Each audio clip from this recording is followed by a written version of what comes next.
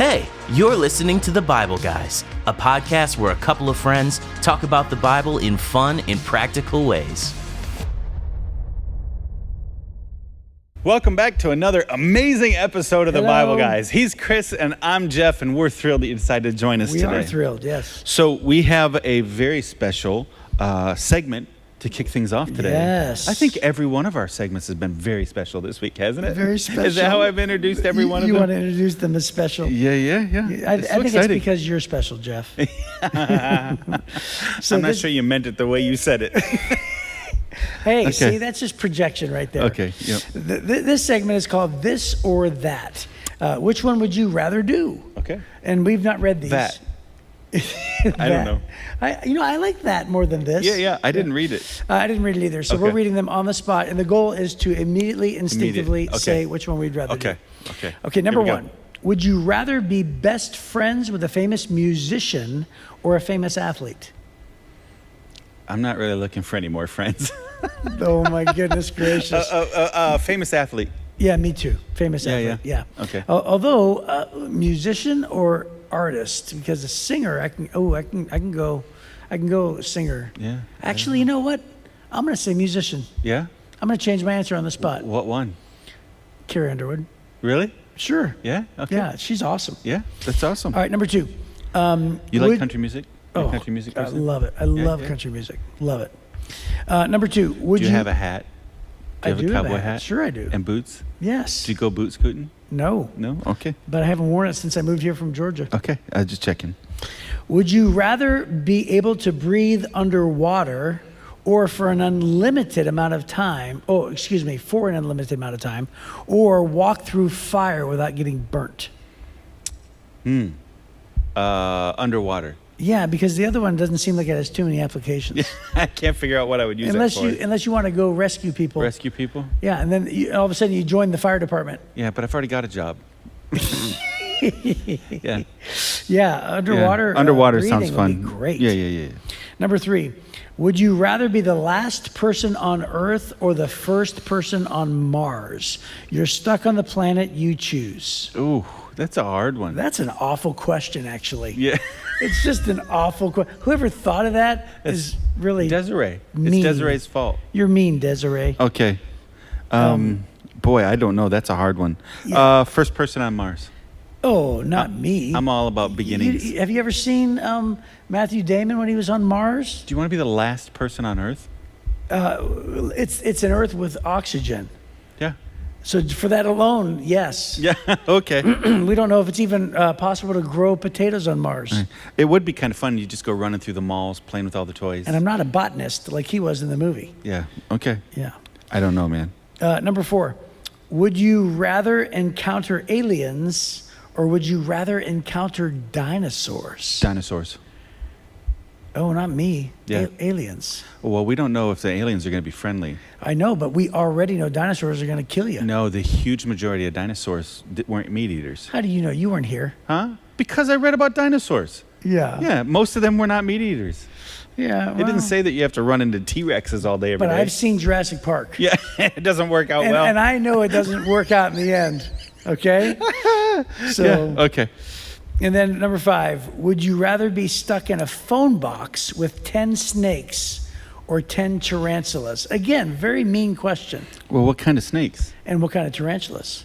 Are all tarantulas poisonous? Yes, I think so. Well, then you have to But go they're with not snakes. deadly. Tarantulas aren't deadly. They just hurt. Oh, well then tarantulas has to be the Yeah, answer. but if they're not poisonous snakes, then it doesn't matter. Okay, I'm gonna go on a limb and say tarantulas because I can kill them easily. Squish, squish, squish. Yeah. Okay. Just punch the tarantulas Yeah. and squish them. I don't think either one of these bother me, so it doesn't matter to me. Stop it. Tarantulas.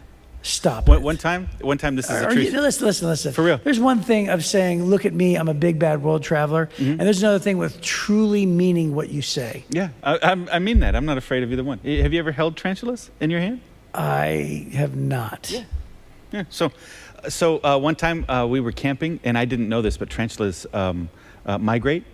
Yeah. And we were in Big Bend National Park down in southern Texas, and it was during the migration. I woke up in the middle of the night, and we had about 300 tarantulas had got up underneath our rain fly on the ceiling of our tent. You could just see them crawling around, and they were just like carpet out on the roads and everywhere we were at. Just millions of tarantulas moving through the desert.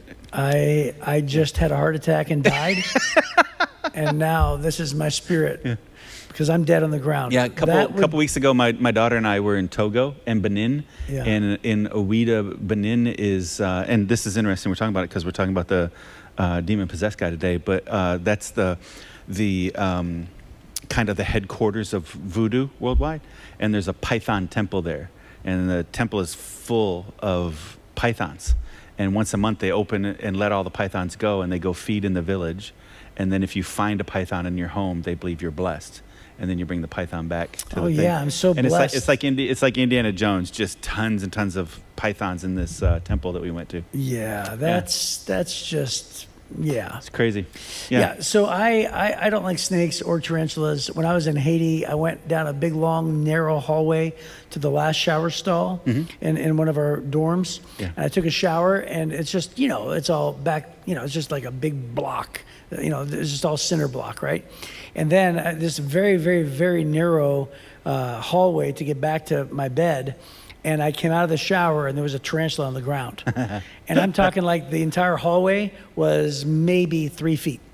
And so I had to literally step over. And I had read that they can leap up to like 12 feet. Yeah, they can jump.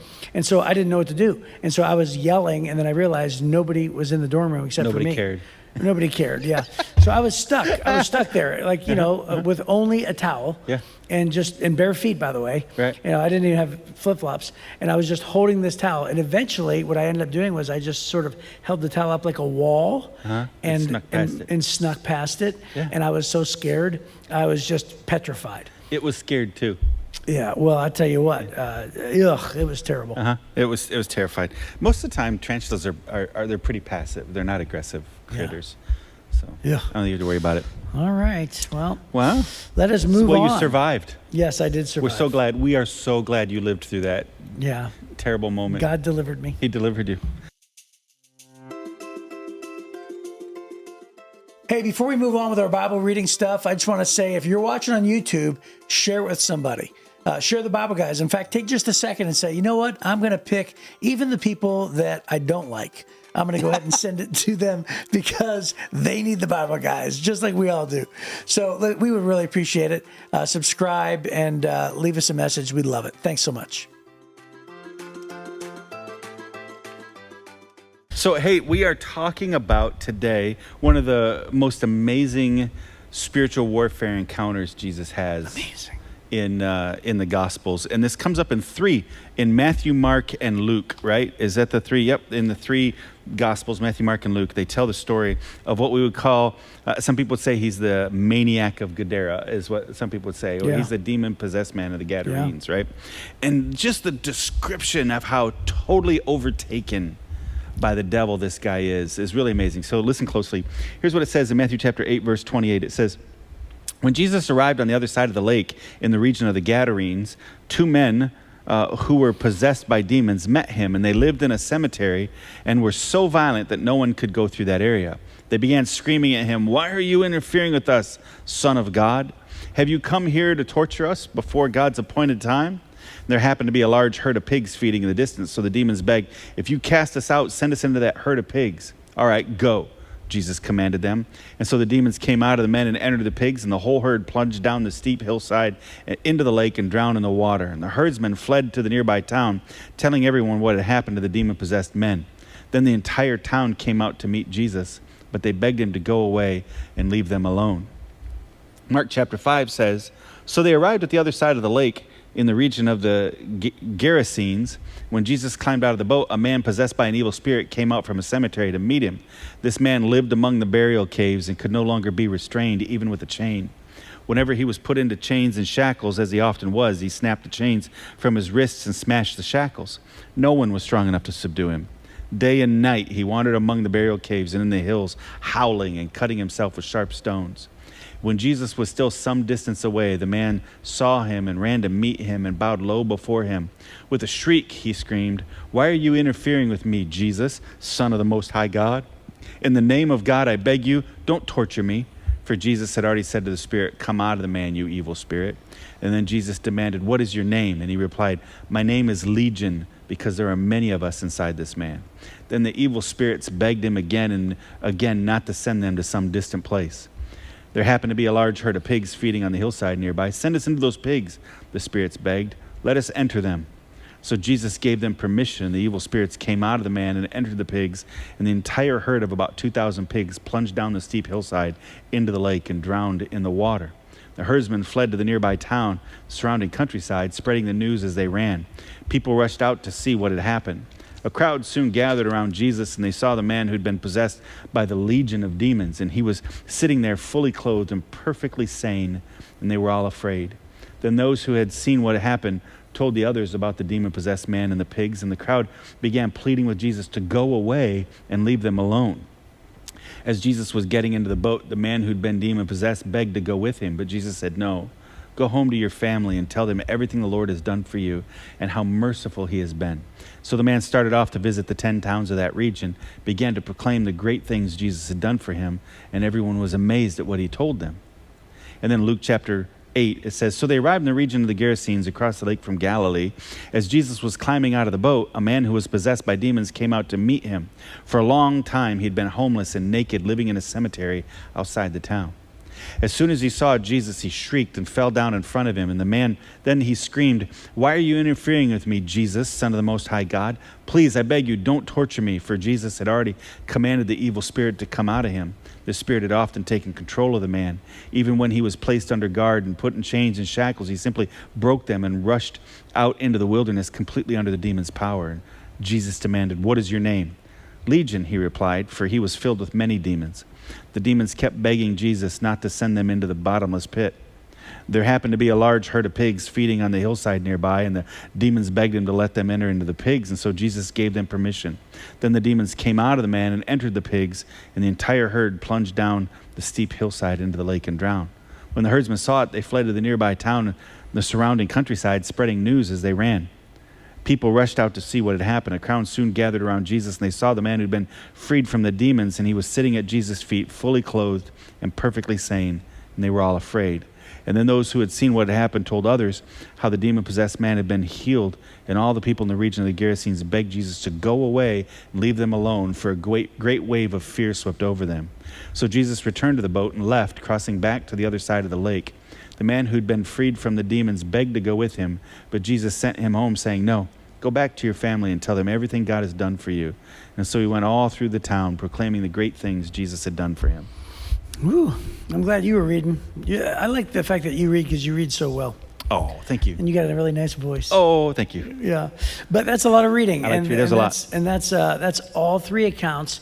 And the biggest difference between the three accounts is that the first one in Matthew chapter 8 says there are two men. Yeah. And then the other passages say that there was one man, right? So obviously there were two. And then obviously there was one of them stood out among the other ones, probably, is sort of how I read it.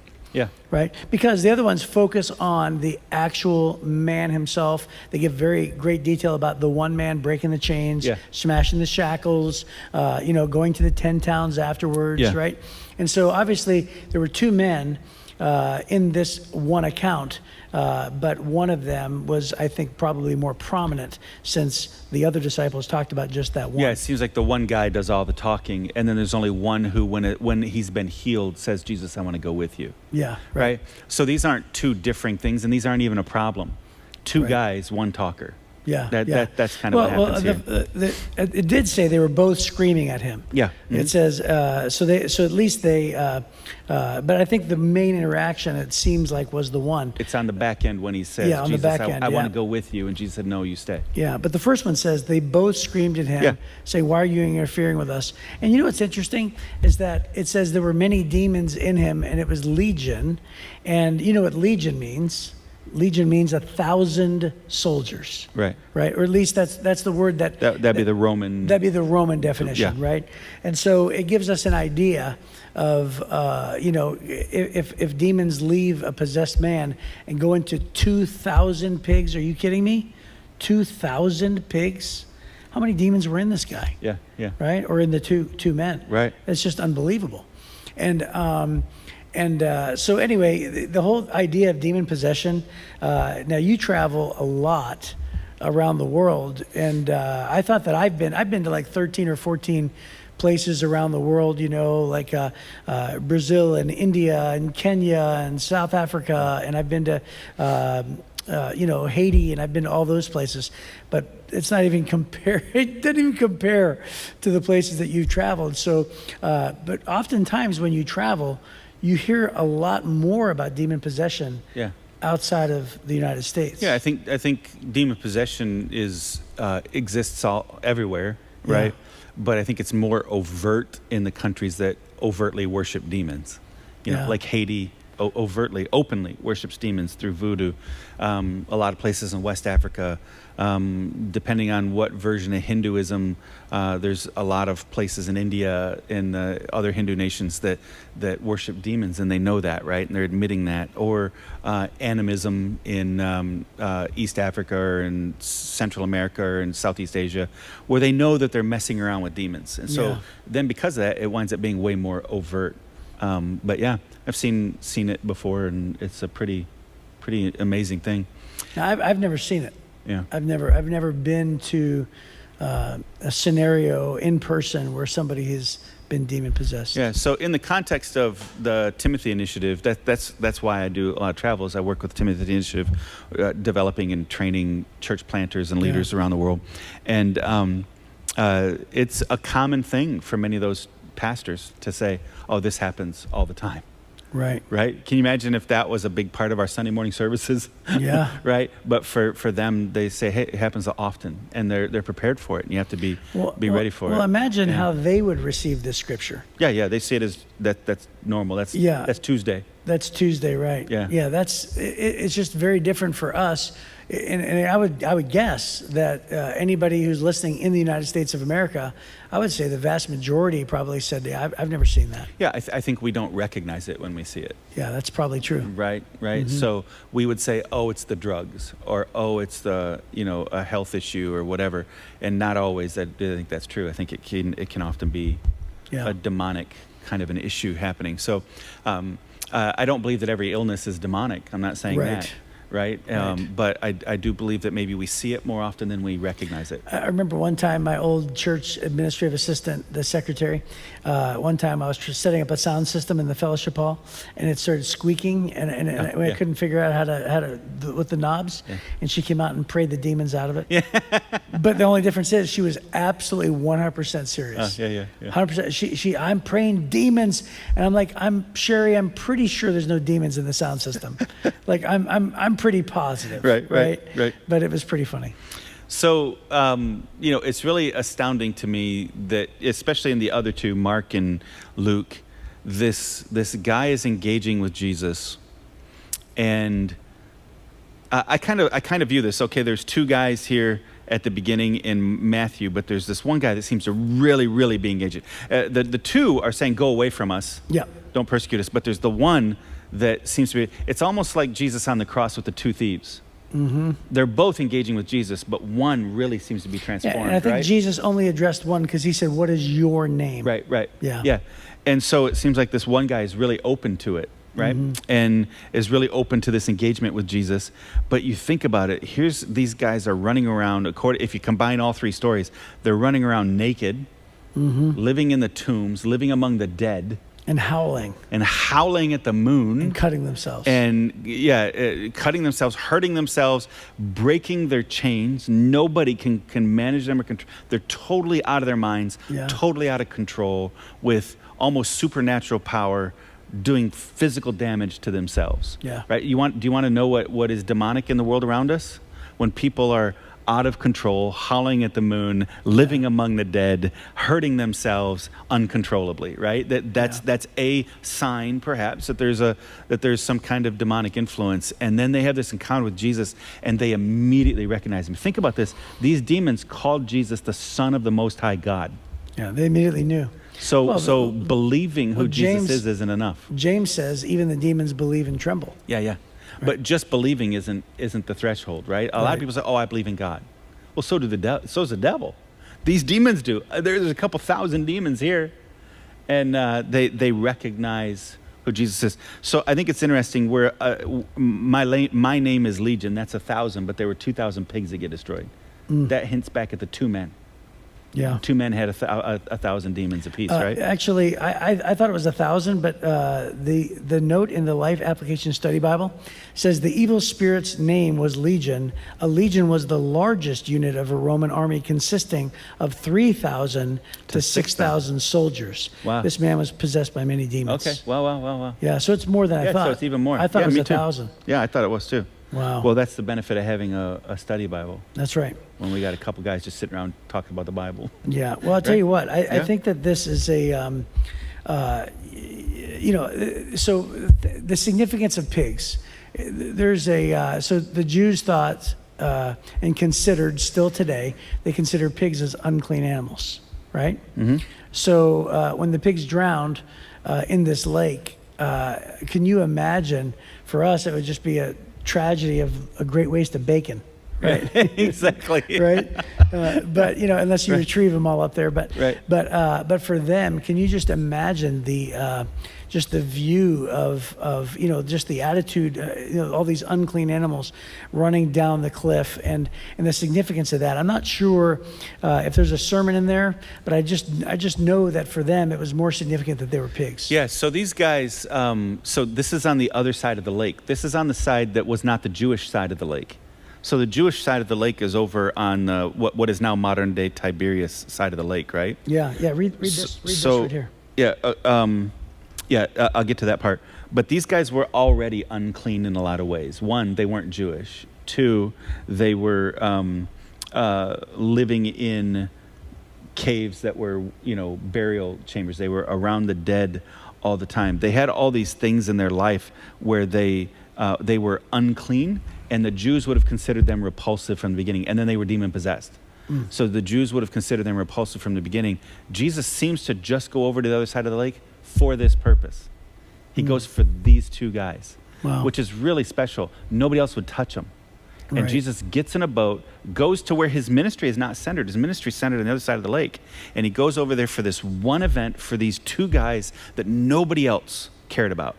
Even the people from the village wanted Jesus to leave after he healed them. Get out of here, dude. Yeah. Right? And so they were unclean from start to finish, and nobody cared about him. And Jesus goes, hey guys, let's get in the boat. We got a mission over there. And he just encounters these guys and delivers them. Whatever you're going through, as unclean as you feel, as ignored and as marginalized as you feel, Jesus cares, and Jesus wants to interact with you. And then to go on, then the rest of the unclean story. They're demon possessed. They're living among the tombs. All these things. Then it says here in the note, according to the Old Testament law, pigs were unclean animals. And this meant that they could not be eaten or even touched by a Jew. This incident took place southeast of the Sea of Galilee in the region of the Gerasenes, a Gentile region, which explains how a herd of pigs could be involved, because the Jews wouldn't keep pigs. Right. So it's only the Gentiles. Well, that's a lot of insight for this passage, and that's all the time we have. So that's a great place to end. That's great. So God cares. God cares for us, regardless of you feel like nobody cares. Right. So, okay, we will see you next time on The Bible Guys.